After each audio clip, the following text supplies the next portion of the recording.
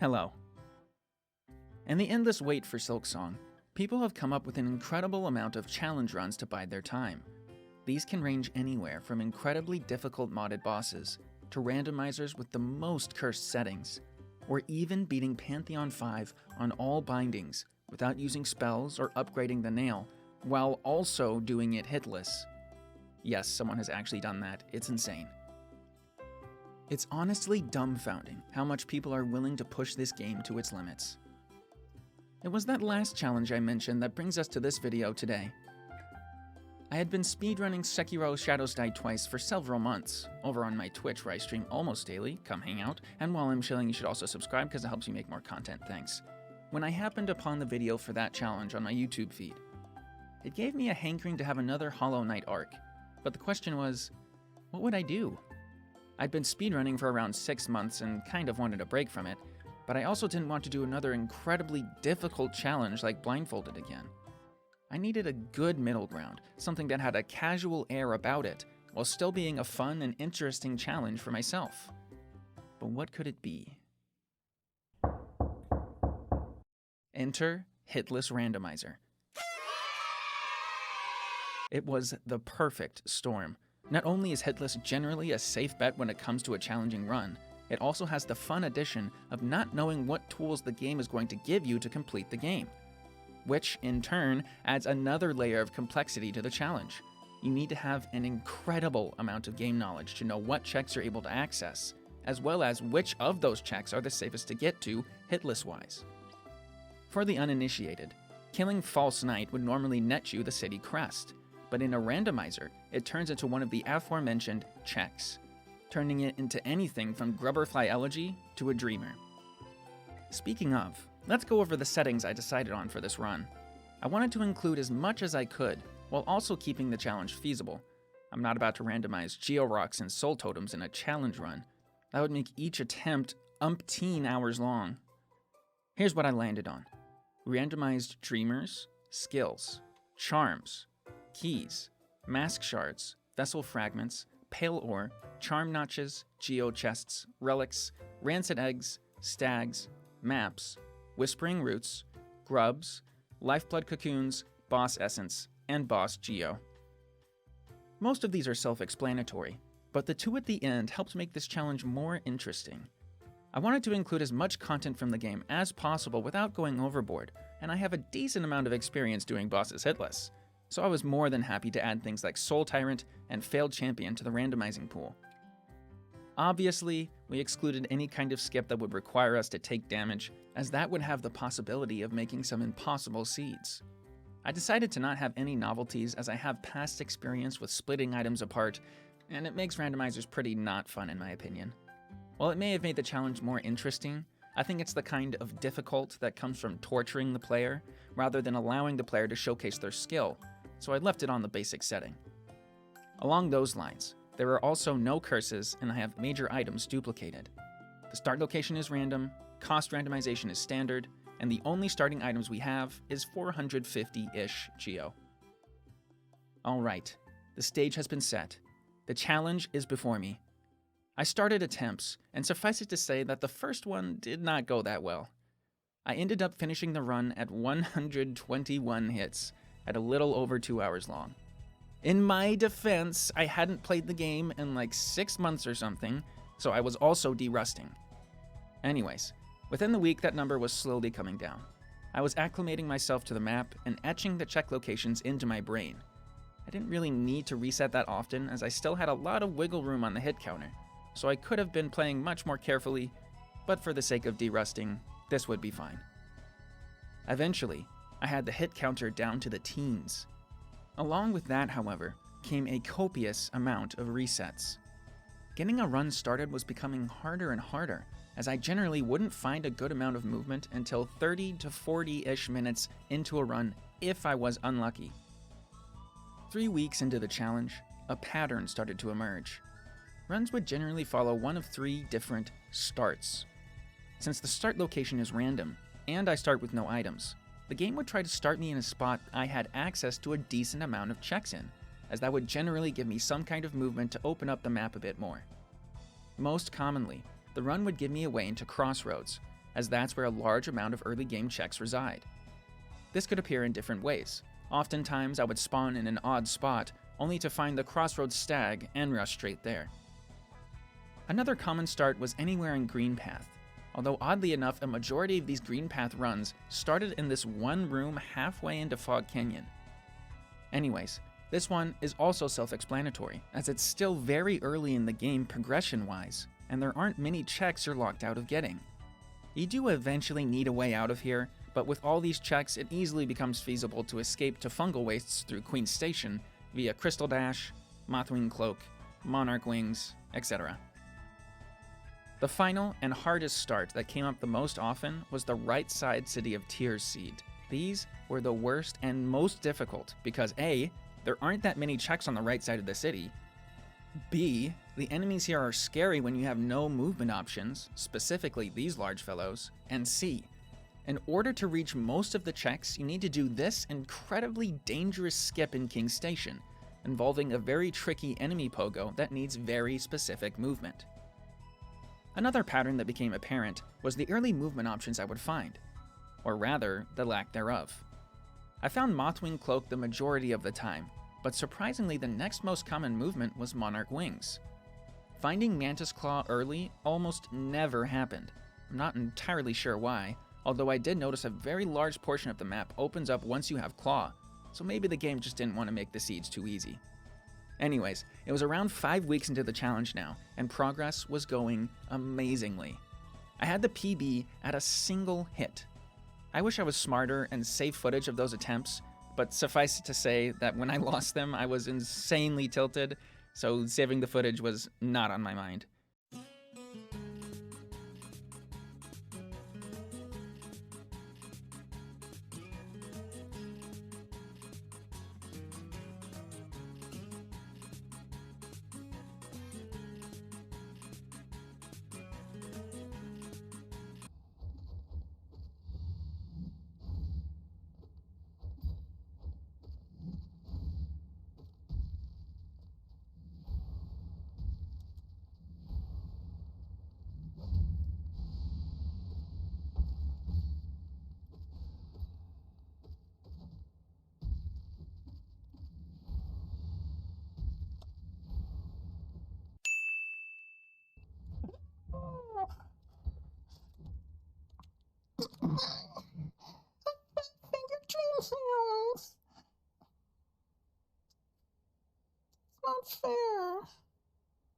I made it to the final boss 4 separate times at 0 hits, and took at least 1 hit each time.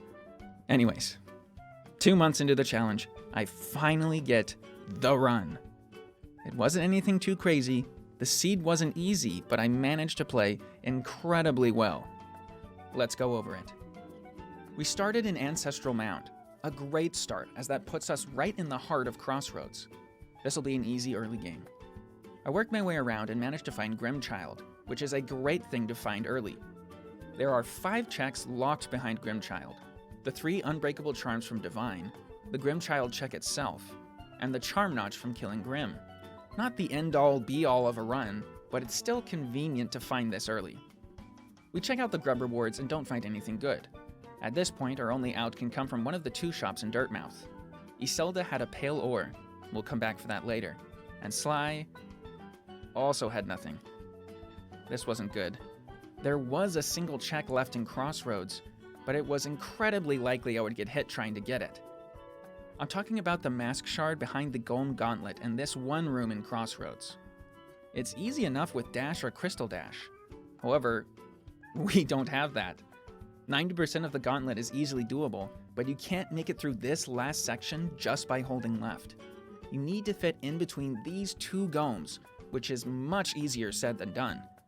You only have a few pixels of wiggle room on either side to avoid being hit, and by the time you even reach the spot, the golems are already coming out of the wall again, so you pretty much need to eyeball it on the fly and pray you hit the gap. Luckily, we managed to get it, and we get a massive reward, Mantis Claw. Like I said earlier, this opens up the map considerably, so at this point, Hollow Nest is my oyster. I immediately rush over to Salubra to check out their shop, and it's amazing that we did, because Salubra is loaded. They have a Dreamer, Crystal Dash, once I get 16 charms, a little rough, but still good info, and 2 Pale Ores. I should touch on the Dreamer situation real quick. The absolute best scenario for a randomizer like this is to have info on a Dreamer without being forced to pick it up, mostly for one reason: the infected crossroads. If you didn't know, after you pick up your first Dreamer, the crossroads become infected, turning the enemies into much more difficult versions of themselves. There's another way to make this happen, but for the randomizer, this is the one we have to worry about. This makes crossroads incredibly unsafe, which is terrible as it's connected to so many early game areas, meaning you have to traverse it a decent amount. Not a great prospect when our only movement is Mantis Claw. Anyways, we note this down and leave the Dreamer in Salubra's capable hands. After Crossroads, the next safest rounds of checks are in Howling Cliffs, as the only enemies you can find there are all the early game enemies like Tick-Ticks and Vengeflies. The next important-ish check we get is Elegy from this Wanderer's Journal that the Man-Eater is guarding. Elegy is nice as it adds some much-needed range to your combat, which is also why we equip Grimchild alongside it. Grimchild's pre-programmed to be in its second form in Rando if you don't have the Flames randomized, which we don't. With these 2 charms, we take down Hornet easily enough, although we only get Deep Focus for our troubles. The only other checks of some importance we get in Green Path are Hidden Station and Weaver Song. Normally, I'm not the biggest fan of a minion-type charm build, but in hitless runs, having little guys run around and kill enemies for you so you don't need to get near them is pretty nice. From here, we make our way into Fungal Wastes through Queen Station. I first make my way down towards Spore Shroom, as I have both Tear and Claw, allowing me to get 5 checks before heading into Fungal Wastes proper. However, on our way there, we find our first Dreamer, Monomon. Luckily, I already completely cleared out Crossroads, and I have access to almost every other area, so it's not that big a deal. I grab the rest of the checks here and peek into Deepnest to get the Grub Mimic Grub, and buy this map from Cornifer. But nothing great shows up, so I head into Fungal Wastes. We make our way up to Leg Eater first, as he is the last shop in the game we haven't accessed yet, and we hit a gold mine. Leg Eater has Swim, Mothwing Cloak, and Howling Wraiths. Howling Wraiths is okay, however, of all the spells, this is the one that leaves you the most vulnerable to getting hit, as the knockback enemy receives from it can be wildly unpredictable, and often leads to you taking a hit if you're not careful. Now that we finally have some horizontal movement, I head down into Mantis Village to fully clear out Fungal Wastes. We find a Pale Ore from the Mantis Claw check, which, if you're paying attention, is great for us. A new strat I implemented a little while ago for these runs that make it into late game is upgrading the nail. For those of you who don't know, upgrading your nail increases some bosses' HP, namely Dream Warriors. This is extremely rough, as most of the Dream Warrior bosses are already a nightmare to do hitless, and increasing their HP pool makes it much more likely you get hit. So we'll be avoiding upgrading the nail for now, just in case a Dream boss is required for a check we need, and then, once we have all the Dreamers, we'll make our way to City of Tears and upgrade it all at once. Anyways, we end up beating them no problem.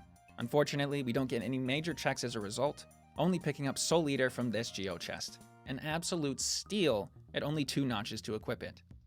After this, I warp back to Salubra to pick up the Dreamer there, since there's no point in avoiding it now. I clean up a few checks around Howling Cliffs and Green Path that I couldn't get before.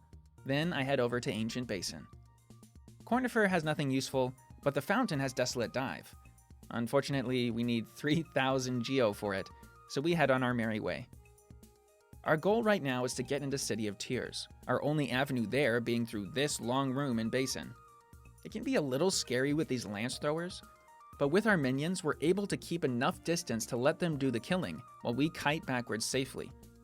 We manage to make our way into City of Tears without a hitch, and pick up as many checks as we can.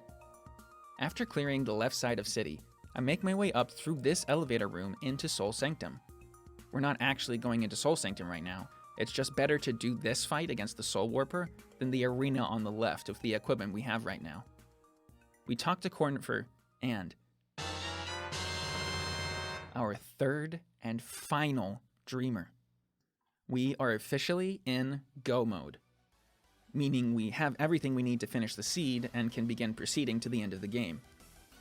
I run around and collect all the pale ores I had previously left behind before I have a decision to make. Dive is a very handy spell to have during this fight, as the iframes you get from it are a nice way to dodge hits. However, it still doesn't help decrease the longevity of the fight, so I make the choice to upgrade my nail as much as I can and see how much money I'll have left over. The other thing that's concerning is I don't have Vengeful Spirit. While upgrading our nail will give us a lot of damage, it puts us in the way of danger more often than the kiting we could do with VS. I have no money left after upgrading my nail, so we're just going to have to make do with what we've got. With everything finally prepared, I make my way to the Black Egg Temple for the final fight. There are a couple things I'm worried about. 1. We don't have Shade Cloak or Dive to dodge any long-range attacks from THK. Attacks that generally spray the screen with projectiles that are fairly difficult to dodge. And 2. This was my 5th time at THK with 0 hits, and the nerves are starting to get to me. If I'm not able to keep a level head, we would probably have to spend another few weeks at this challenge in order to get another good seed like this one.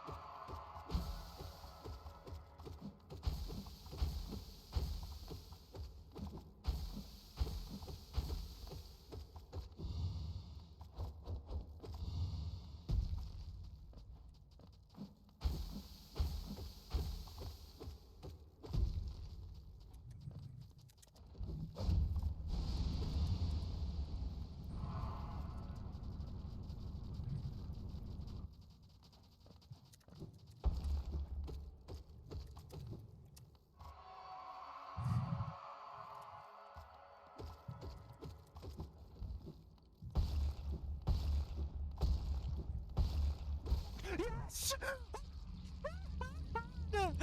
Oh my god! Oh my god! Oh my god! Oh my god! Oh my god! And that's how I became the first person to beat a Hollow Knight randomizer hitless. It was an incredibly frustrating challenge at times, but I'm so glad I stuck with it, as finally getting the run was very rewarding. Thanks so much for watching, and I'll see everyone next time. Bye!